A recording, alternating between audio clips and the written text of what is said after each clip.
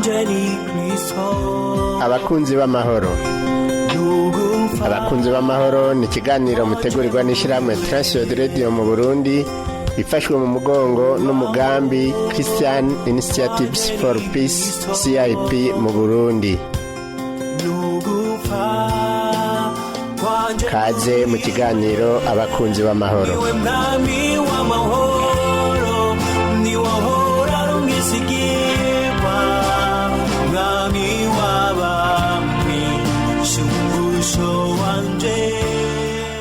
Ndakuramukije inshuti mugenzi mukuza kino kiganiro cy'abakunzi b'amahoro utegurwa n'ishamwe Transworld Radio y'u Burundi. Uri kumwe na Radasimana Rakiza ndikora gushikiriza, tukaba turi kumwe n'umutumire wacu Oscar Nduwarugira, aho mu kiganiro giheruka twaganiriye tuvuga ku Mana isumba byose, Imana iri hejuru ya byose. Umutumire wacu yaratubwiye ingene iyo Mana ihambaye kandi iyo Mana niyo kubahwa n'abantu bose. None musi rero niwe tukiri kumwe, aho tubana tuganira kuri Imana isumba byose, ngiye tukwiye kuyubaha, ngiye tukwiye kugendana nayo, ngiye tukwiye kuyisunga mu gukora ibikorwa byacu byose kugira ngo tube tuyubaha kandi tuyihesha icubahiro. Reka tubana tuganira n'umutumire wacu Oscar Nduwarugira. Muri ubu buzima nyene turimwo turabona yuko Imana irengeye byose. Haca haza umwe Satani nawe umenga abangabanganye n'Imana. Rero ukamenga abagomba guca mu nzira ya hafi bo kwicira ngaho hafi kuri iki kintu kibangabanganywe n'Imana cyo Shetani, kumenga kiroroshe gutanga ibintu n'ibintu bikanyaruka. Mbona ko ibyo bintu bishobora guhubisha abantu bakuvumenga inzira za hafi zirashobora kunyaruka gusumba izija. Kimwe nabanza kuvuga nuko Shetani ntabangabanganye n'Imana. Nico bisa kuko dijya ngo Shetani n'Imana yamuri. Usomye neza usanga ikiremwa mu bindi ashobora kubangabangana n'Imana. Mugabe ico twemera nuko kubyukuri iyo mpemu yo konona, yo gukosesha abantu no gukora ibitabereye iramuranga. Hari niyagumazana ukora kugira ngo azimize abantu. Ikindi naco nuko we warazi neza Imana, arazi neza imigambi ifise, ibyo byose arabizi. Nico gituma akora uko ashoboye kose kugira ngo azimize benshi bashoboka. Rero kimwe novuga nuko utamuhaye ikibanza uwo Shetani, wewe nyene nk'umuntu ngo muhe ikibanza, ntibikunda ko aza kukuzimiza. Nico gituma birivuga ngo tugeragezwa n'Imana, tugeragezwa n'iki n'ibyifuzo biri muri twebwe, ari byo bitwara inda maze bikabyara icyaha n'ibindi byose. Imana ntiyigomba ari kuturema turi nk'ibirobo birakontoro kwijyana ibya nishatse. Mugabe ivyo si birashimye, yaduhaye ububasha bwo guhitamwo ingingo dufata mu buzima bwa misi yose. Shetani irakorera kuri ico mu kuza kutuhuvya, atwereka ko ivyo iba ari byo byiza kandi nahabazi neza ko binyuranye no kugomba kw'Imana. Mugabe ariko akorera iki kuri kwa kwifuza kuri mu mutima wacu. Fata karonka amafaranga twese turazi ko afise akamaro. No kuvuga uti discipline ngo wihe indero kuburyo ukoresha amahera, ukaza umuntu akubwiye ngo hajya ngo harabonetse amahera menshi ibiki ni kumwe barabiba abantu utujana nabyo. Iyo umuntu avuze ngo ari buryo ngo abantu baronka amahera ngo bitagoranye, twarabibonye abantu birukanga baja kurondera amahera. Shetani arikakorera kuki? Arikakorera kuri ya nyota dusanzwe dufise ya kamere y'umuntu yuko umuntu akeneye kuronka amahera. Umuntu agashagenda muri iyo nzira. Mugabe bimwe birivuga ko rutegeza kubira kuya tugakora Imana igaheza ibikorwa by'amaboko yacu, bamwe bagaca bumva umengo ivyo biragoye kandi hari umuntu azanye ibyoroshe. Umuntu agaca yitamo kutumvira Imana, warondera ibintu mu nzira Imana yavuze agacaca muri izo nzira rero. Niho kenshi guca dufatirwa rero. Jewe nobwira abantu nti oya, izo nzira zose zitarizo turazizi, tuzijyamo tuzizi. Nta muntu akora ibintu bibi avuga ngo ntabyo nari mu Shetani yambenze. Oya, kuko na Adamu ariko aravuga ngo na Eva avuga iby'inzoka ngo yamuhenze n'ibiti, Imana ntiyabujije ko imuhibirana kuko arafise uruhara. Rero uza gusanga abantu tuza kwitwaza ngo ni Shetani, ngo ubuzima bworoshe twari turonse n'iki, mugabo kubyukuri ikintu kiri mu mutima n'amaroho turondera ni ibyubahiro turondera, ni umunezero turondera, ni ibintu by'iwacu byaciye bitujyana bigatuma tunyuranya n'iby'Imana igomba kudukora. Aho rero nibaza yuko abantu bagomba kubyumva neza, ikintu cyose dukoze imbere y'Imana turakibazwa kuko cyavuye mu mutima wacu. Washaka na Shetani ntawasunika kuja kubikora, aratwosha mugatwosha yisunze ibyo twifuza. Nico gituma bisaba ariko twuzura ijambo ry'Imana, twareba inyishu tumwishura tukamubwira, kuko uravye uburyo yagerageje Yesu bya bintu bingahe yamuhaye ubwo buzima bwa misi yose natwe turi, kandi n'uno munsi nibyagira gute yatugerageje. Ntibaze rero ko abafise ibibazo kuri ibi nuko ndababwira bakaja kubaza uko Yesu byamugenze n'inyishu yatanze, abakarinzo baca batanga. None kugira ngo tubane amahoro n'abantu, twe twisunga iyi Mana irengeye byose, twoyiha ikibanza kingana iki mu bugingo bwacu? Kuri ico novuga nuko ku by'ukuri kuba dushobora gutahura ko twaremwe n'Imana irengeye byose, ikomeye subasha bwose, ivyo biradufasha rwose. Kimwe ngomba kuvuga nka twe turi kuno gihugu tumenyereye kirimo ingorane nyinshi, harimo n'ibindi bihugu byinshi tuzi, aho n'ubuzima bw'umuntu kuba umwaka umwe ngo ni ibintu bisanzwe. Mugabo dushoboye gutahura neza ko hari Imana iruta byose, hejuru ya byose, ico nibaza ko ata muntu yosubira gufata ubuzima bw'umuntu ngo abutware. Ico niraco ikizira. Tureke amategeko y'igihugu n'ibindi byose, ivyo byo mu mitima yacu bikamenyekana yuko ari ikizira. Hanyuma nce ngaruka kandi mvuge nti ijambo ry'Imana ryigisha neza kujya kwica umuntu so gufata inkoho ukamurasa, no kwifuza ko undi muntu apfa, no kunezerwa ko undi muntu yapfuye, navyo nta bitandukaniye n'uwamwishe. Ijambo ry'Imana rivuga kwita umuntu ngo wagipfuwe usa n'uwamwishe. Rero kenshi uza gusanga bamwe baravuga ngo siniyica canke singira iki, mugabo baranezerwa iyo babonye abapfuye. Usanga bo bibaza ko batabikoze mugabo babikoze. Ikindi ni uko imigenderanire yacu hagati y'abantu irahinduka. Imigenderanire yacu irahinduka kubera yuko turamenya yuko ubuzima twabuhawe n'Imana ariyo yahaye n'ubuzima abantu. Nta mu buryo duca dukorana no gufashanya, tukamenya ko twese twaremwe n'Imana imwe, tugize umuryango umwe. Bya bintu biza kutuvangura biducamwo imigwi n'ibindi byose bica bibanza bikaja ku ruhande, tukamenya ko turi kiremwa muntu caremwe n'iki n'Imana, kandi dutegerezwa gufashanya kuko twese tuva ku Mana imwe. Hanyuma ikindi gice kigaruka nuko kandi bya bintu by'ubwishime by'abantu usanga bishira hejuru kubera ibi na biriya biravaho. Abantu bakamenya yuko nimba uno munsi jewe mfise ibintu kurusha abandi, suko ndo muhinga, suko ari cyo ndushije abandi, ahubwo mbe n'akaryo kiza Imana iba yampaye kugira ngo nshobore gufasha abandi batishoboye. Bya bintu byo kubona kumengo abantu ntaco bamaze, abantu bo bahonyanga, uri mu muduka agendera basubira ku byondo kubera bagenda n'amaguru, umuntu babahinzira ngo baringane, byose birava kuko umuntu aca atahura neza yuko ubwiwe wenyine ivyo arimwo byose n'ubuntu bw'Imana. Kandi n'ujya wundi abona umengo ni muto agatahura ko nawe yaremwe n'Imana, ujya mu ntasubira kumubona muto, amubona n'Imana, amubona n'ishusho y'Imana, bigatuma mwubaha. Hanyuma ikindi nohereza ko nuko bica bituma tubana neza mu kibano. Hari ibintu byinshi twonona mu kibano, mugabo kandi Imana yabiduhaye kugira ngo bidufashe. Aha bigo baravuga bati ndagurika ry'ibihe, turi konona ibidukikije n'ibindi byose, tukabifata minenegwe. Mugo urabona yuko ubu tuko turabona ingaruka zabyo. Tuko turabona yuko amazi tutafashe neza ashobora kudutwara abantu. Tuko turabona yuko ibiti tugiye turavyonona ejo tuzobura imvura, canke imvura ikagwa nabi, byose nibiko turabona. Rero nibaza yuko ibyo bica bidutuma tumenya tuti isi yaremwe n'Imana, dukwiye natwe kubibungabunga, tukagaruka muri kwa kuremwa kwa mbere, tukumva yuko icyo Imana yadutumye kuza konona ibintu ngo turondere amahera ngo tugire ikimuga, tukamenya tuti no kubungabunga ivyo yaremwe byose. Bituma umuntu asubira hahandi akumva ati ubu muri kano kanya ndiho mu mahoro ibishoboka byose, kugira ngo mbe umuntu atunganye ivy'Imana byose yaremye, habamwe abantu bidukikije byose. Tugarutse muri Bibiliya tukaragira abagiye barisunga iyi Mana irengeye byose, bahagendera mu zigomba. Hari ubuduha bw'ingene babayeho n'ingene bamerewe neza canke babagize ibibazo.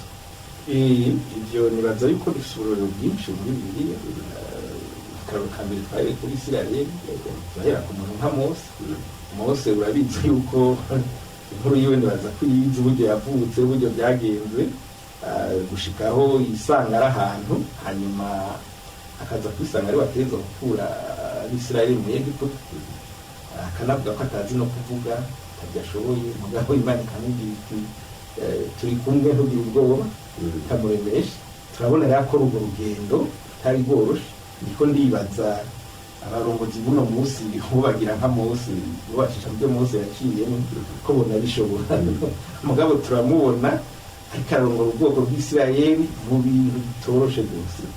Imana ikamurongora, hanyuma akayumvira, akagenda agakora icyo Imana yamusabye, akayizigira imbere y'ikiyaga, gushyira inkoni ku mazi akabikora, turetse ibyo kwa Farawo n'ibindi byose yagize, bikagaragara nyine ko Imana imuherekeza gushika no mu bugaragwa, kugenda gushikara n'inzogendo bwiwe. N'umwe tubona ku by'ukuri yizeye icyo Imana ivuga, hama arizera ubushobozi bw'Imana, aragenda arakora ibintu byuko turabivuga ko inkuru cyangwa turaba mu sinema ngo biroroshe. Mu gibazo abantu bamaze imyaka 400 yari imbohe mu gihugu, no kuvuga abo bantu bari munsi y'umuntu yitwa Farawo.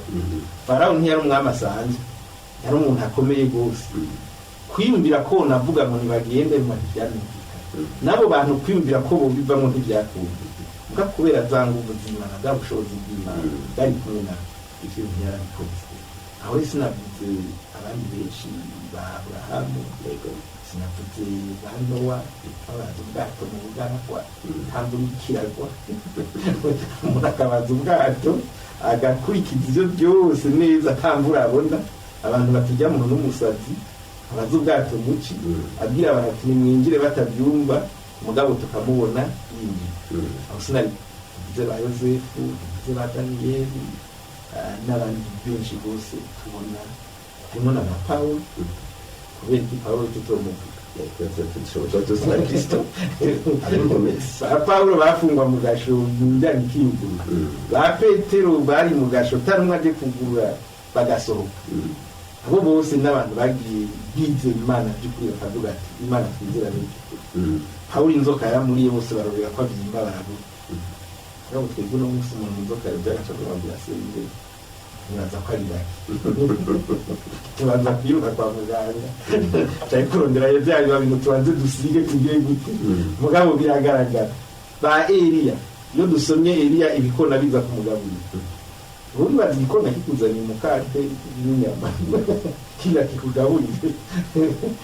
Abona abantu bizeye kubyikora bakavuga ati Imana twize bishoboye byose. Muri make biragoye gusobanukirwa Imana mu bwenge, mugabo ugize kwiyumvira gatoyi ukaraba ko byose yagiye ikora, urashobora gucubona ibintu byinshi ku by'ukuri bikwemeza kandi bituma ushikama, ntushobore kuzobagira ubwoba kubera umuntu agiye mugakwica ndagira gute ukacugenda ukagira ubwoba. Nibaza rero yuko Imana ku by'ukuri tuko turavuga ngaha ni Imana ikomeye, ni Imana ihambaye, ni Imana atari kimwe gishobora kuyinanira, ni Imana tubona yerekana mu ijambo ryayo muri ubwo bushobozi bwayo burengeye byose. N'abagombye kuyihangara tereka abo yakoresheje, hari abagombye kumera nk'abayihangara ngo bayitire nka Herodi n'abandi, mugabo turababona bose bagenda bazimangana imbere yayo. Nta gihwanye rero nayo, mahanga nayo ishobora kuyihagarara imbere. Ibyo nakunda ko byose mwabishyize. Iyi si uko twumva abashakashatsi baguma bagira batubwira ngo no munsi bateye inyenyeri ngo bagiye ku kwezi, ngo bagiye ngo bagize iki n'iki, ibyo byose n'utuntu duto rwose ugereranije niyo Mana tutura, kuko byose baragenda byose bagaca bazimangana muri ibyo nyene, bakabura iherezo niyo bizanana. Ahubwo abukuri abariko babikora n'umutima mwiza bagera ahantu bagaca bamanika amaboko bati twemeye ya Mana ahora batugirira. Umuntu w'umuhinga w'ukuri by'ukuri ari mu buhinga afite umutima w'ukuri, agera ahantu akamanika amaboko avuga ati ya Mana turayemeye, kuko ibyikora ntibishoboka. Uno munsi mbere yuko nzangana ariko ndaraba wa mudamu wo muri Mali yabyara abana 9, aha twaronse ubyara 6 muri Mali yabyaye 9, kandi bose bariho kandi bose baratambuka bari normal.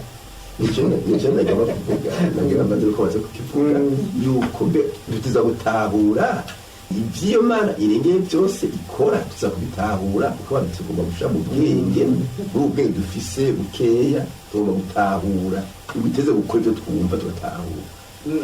Bamwe nuko tugomba kubyiyumvira mbwa kuba ari ukudatahura nyine y'amana. Umwe niwe yavuze ati ushoboye kuyisigura niba uzocuba imana. Hama bamwe bazaniye baca bavuga ati abafilozofe bati imana yarapfuye kubera ibananiye kugira barondere uburyo bakwepa, kubera ko umuntu ukuntu imana yaturemye turafise ko kwiyumvira no kuraba. Hari igihe umuntu araye ibintu bikamuzazanira mbwa kubera yumva umenga ateza gutanga inyishu y'ibintu byose, agaca agomba kwinjiza ibintu byose, abonye ibidashobora kwinjira no gusobanukirwa agaca buri icyo afata n'icyareka. Bamwe rero baca bahitamo kwita mbere ngo ntibizera ntibagira iki, bamaze kumva abantu bavuga ngo nta mandi niho nta ki n'ibindi byinshi biba kujya kuba ari ukuzazanira. Rero ntidushobora gutahura imana 100% ko tubwira ngo uje mu bwenge bwacu, kandi ubu bwenge dufite ariyo yanabuduhaye n'ibyo kuri mugira ikenewe byose kugira ngo tuyimenye kandi tuyubahe kandi tuyemere yarabiduhaye. Atari uce agomba guca nyine azimira nyine muri ubwo buzimire bwiwe, ibyo byose bikenewe ngo dutahure ko imana by'ukuri iriho kandi ifite ububasha, byose yarabiduhaye. Turaba iruhande yacu tukabibona, turaba mu buzima bwa misi yose tukabibona, n'ibyo turi ko turavuga kugira ngo ntihagire umuntu ava yibaza ngo ibintu ndabifise ibintu bisobanura bigenda gutya na gutya na gutya, agaca asanga haci hazamo ibindi bintu muzazanire.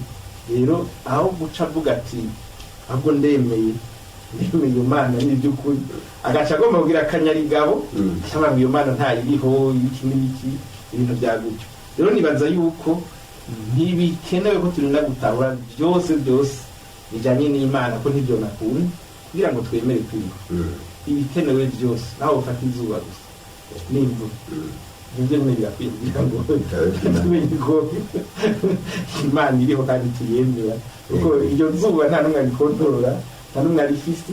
Najya byari by'amadini yacu duca imanza n'ibiki, nta n'umwe ashobora guca imanza, bikorotse bikorokera bose. Imvura iguye ntabwo ngo biza kunyagira ngo babandi gusa batemera, biza kugwa mu mirima ya babandi nyine. Urabona abantu bafise ububasha hari uburyo bugenda babitanga bariya bakaronka bari ntibaronke. Imana si uko ibikora byose. Umwuka duhema iyo duha twese aba bandi n'abaki n'abandi bose nta n'umwe ikura. Ibyo byo nyine byari bikwiye kumenya ibintu byikora ari ikintu gikomeye rwose kiturengeye. Mugabe iciza nuko byose yarabiduhaye mu ijambo ryayo.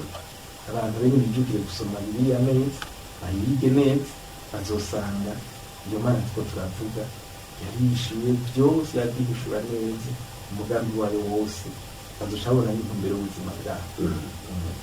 Yambaza ikibazo kumbere kitazokubwira kibaho hamwe twese twokwizera iyo mana iri hejuru ya byose, twese tukayubaha bagenda kwigomba. uwo n'isi yomera gute? Isi ibyo bikunze isi yocimera kumwe imana yire mu bwa mbere nabyo kitaro ifatiye ko bibaye. Sha dusubira muri ryatongo rya Edeni, no duca dusubira muri ryatongo rya Edeni, aho hari urutonde rw'ibintu byose. Ku itongo rya Edeni ibintu byose byari bitonze neza atakosa n'ibindi. Hamaze kuza icyaha rero yaciye cyononekana. Ubu utwo turavuga muri ino saha ivyo ntibishoboka, ibizoba kubera icyaha kiracyari kuza kuza. Mugabo tufise amasezerano, isezerano ry'Imana yuko Imana yaturemye turi mu rugendo twerekeza ahandi hantu. Ahandi hantu bizaba bimeze kumwe bitwibutsa ahandi hantu nta ndwara, nta marira, nta bizoba biri. Hazoba hari ibintu byiza gusa, ni ukuvuga mu Gifaransa ni nya restauration izoba ibaye ya wa mugambi wa mbere Imana yari yagize, aho Imana izoba iri mu bantu bayo, n'abantu banga bose babanga neza. Rero aho niho ku by'ukuri twese twategereza kwitegurira kuja, bigatuma tumenya ko turi mu rugendo. Urugendo rero turimo ntacyo turukora ko kuko turusubiza inyuma ngo turuhindure ko Imana yariteguye byaramaze kuba, ahubwo twateza kwirukana tukanyarutsa kugira ngo tuje muri urwo rugendo. Urugendo rero biratubwira neza yuko umwami Yesu Kristo azogaruka. Ubwa mbere yaraje aje kuducungura, kuba cyo kuducungura yagiye ubu ni twebwe twemera cyangwa tutanka kugira ngo turorere ko azogaruka, biratubwira neza ko azogaruka, aje gutwara ishengero. Iryo shengero rero ni abo bamwizera bakagendera no kubaha no gutahura neza gusa icyo Imana ibagomba.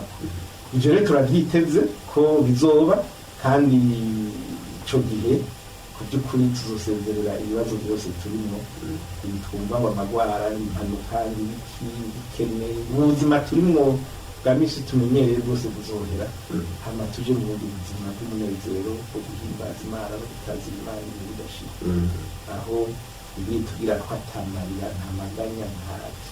Mugabo twibukanye ko abatashoboye kugenda uko Imana yabibasabye nabo bazoja hantu. Ico tubona tukivuze, hari ahandi hantu bivuga abantu bazoja, abatakiriye Yesu umwami n'umukiza w'ubugingo bwabo bazoja muri budahera. Ibivuga ngo ntazoba kuganira sosial za Nyundo marira muri budahera. Ivyo rero abantu babimenye, ntibabifata minenegwe, kandi ntibikeneye ko umuntu azuka mu bapfuye baze kubibabwira. Kubera yuko nibatemeye niko biravuga uno munsi, nibatemeye ijambo ry'Imana ivuga uno munsi, ivyo ni ibintu bizokunda. Rero twohamagarira abantu bose gutahura yuko ubuzima turimwo nubwo Imana yaduhaye bw'umwanya muto, twitegurira kuja mu bundi buzima bwiza buri imbere. Rero abantu babukoreshe neza, kwizera Imana, kubaha Imana, kugendera mu nzira zayo. Biriya niyo itubwira ngo bimaze iki kunguka byose muri no buzima, umuntu agahumura bwiwe bidashira. Turabe neza kwize ngo turiko turafata uno munsi ari zituma tuja mu bugingo bwiza bw'ubuzima budahera, cyangwa tuja mu bugingo bubi bw'ubuzima budahera. Kuko niyo turiko turaja.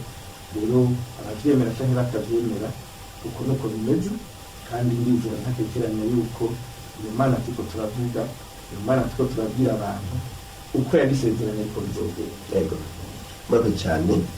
Nyaza ko abadukurikiranye bariko barumva neza yuko iyi Mana turiko turavuga ari Imana irengeye byose, Imana ishobora byose, Imana atawukwinjira mu mutima wayo ngo ayimenye, ariko yo yinjira mu mutima yacu ikamenya icyo twinjira byose, n'ingene twifata, n'ingene tugenda. Rero mu gusozera ngenda basabe kumbure mubwire umuntu wese, mbega umudandaza yifate gute, umurimyi yifate gute, umutware yifate gute, umuntu wese ariko arakora iko waciwe ariko arakora yisunze Imana irengeye byose yifate gute. Nibaza yuko muri make icyo novuga nuko umuntu wese ahari mu byo arimo byose yomenya yuko ibyo arimwo, ibyo ariko arakora, ibyo byose ariko aratunganya uno munsi si ibyiwe abanyamba, ni umukozi ariko akorera Imana yamushizeho. Nabe rero ko ariko abikora neza kuko Imana ibimusaba, ni ukuvuga abikore yisunga icyo Imana ishaka, abikore yisunga intumbero y'Imana yashizeho muri buno buzima. Ntabikore nk'uko umengo ni ibyiwe, ntabikore nk'uko umengo niwe biraba gusa, mugabo yibuke yuko ku by'ukuri azobibazwa, kuko Imana yamushizeho uno munsi kuri ino saha akaba ari muri ibyo Imana ikiramukurikirana. Rero nico muhanura kugira ngo bose birabe, twese twisuzume, cyangwa ibyo two turakora uno munsi tuko tubikora nk'abakorera Imana by'ukuri, twisunze icyo Imana idusaba mu ijambo ryayo. Yagiye gukora ibintu yibaza ngo bibyiwe, yibaza ngo uko abandi batamubona cyangwa atawe karamukurikirana, mugabo amenye ko hari Imana izomubaza kimwe ku kindi ibyo byose yakoze. Rero ikibaza ko gikomeye cyane ko ari ibintu tucibagira, tukibaza yuko je ndiko ndidandariza, je ndiko ndikora ibi, je ndiko ndigira ibi, ukamenya mu bintu by'ibi. Iyi si twe twayishizeho, isi ni Imana yayiremye, kandi yaremye abantu bose idushira hano hantu kugira ngo tubeho uko bishaka.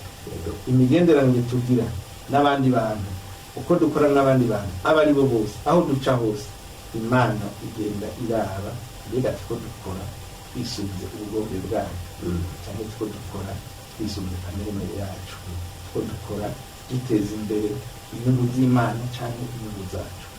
Ibyo nibaza rero, nibaza ko abantu batugenda bibaza ku munsi ku munsi, kugira ngo batahure neza ko ikintu cyose umuntu akora azokibazwa uburyo yagikora.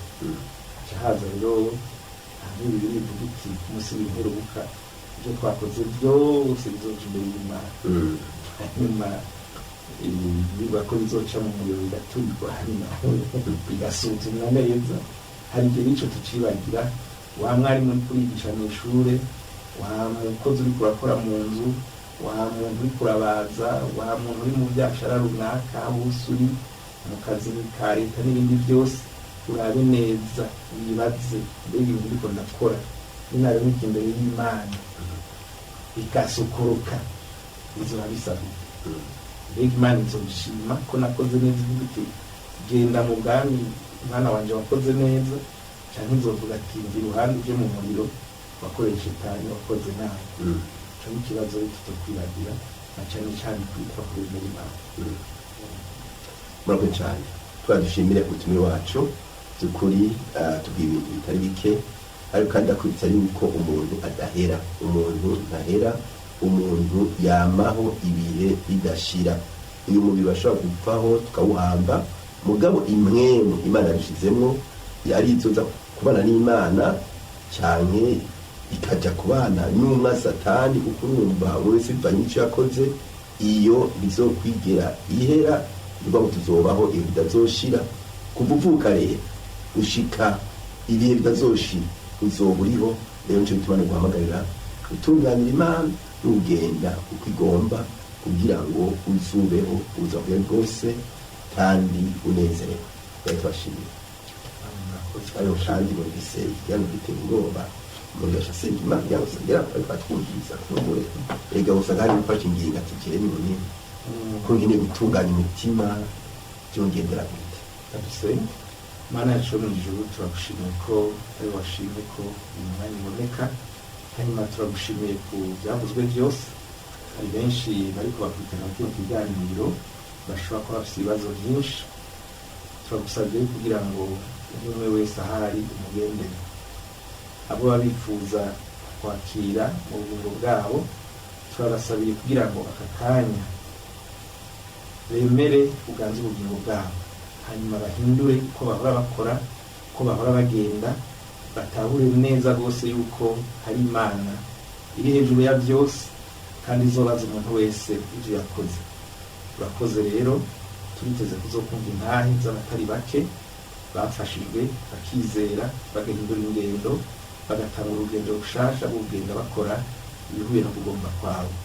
Urakoze rero, byose tubisabye mu izina rya Yesu Kristo umucunguzi wacu, amen. Kiganiro cyacu cy'umuseke ngaha twambaye kumwe na Dasimana Kiza hamwe n'umutumire wacu Oscar Ngwarugira. Tuba tubasezeye twifuza ibihe byiza. Ukaba ufite ikibazo cyo wunganira, telefoni ni 71 204 197 canke 69 499 619. Urashobora kudusanga naho dukorera ni mwirohero ya mbere, ibarura ryitiriwe Gerard, inimero 27. Yesu abahezagiye. Niwe mwami w'amahoro, niwe ahora rumwizigirwa. Ico cari ikiganiro abakunzi b'amahoro mutegurirwa n'ishirahamwe Transworld Radio mu Burundi, ifashwe mu mugongo n'umugambi CIP mu Burundi. Ukaba nawe ugomba kutubaza cyangwa kutwunganira, ushobora kutwandikira cyangwa ukadutelefona wanditse ukoresha agasanduku ka posta 1140 i Bujumbura, canke email twrburundi@gmail.com, canke naho ukatwandikira ubutumwa bugufi kuri telefone ngendanwa inomero 79 387 199. Iyo telefone urashobora no kuyitwandikirako kuri WhatsApp. Mu masaha y'akazi urashobora kudutelefona kuri 22 24 26 57. Tukaba tukwikebanuye naho ubutaha.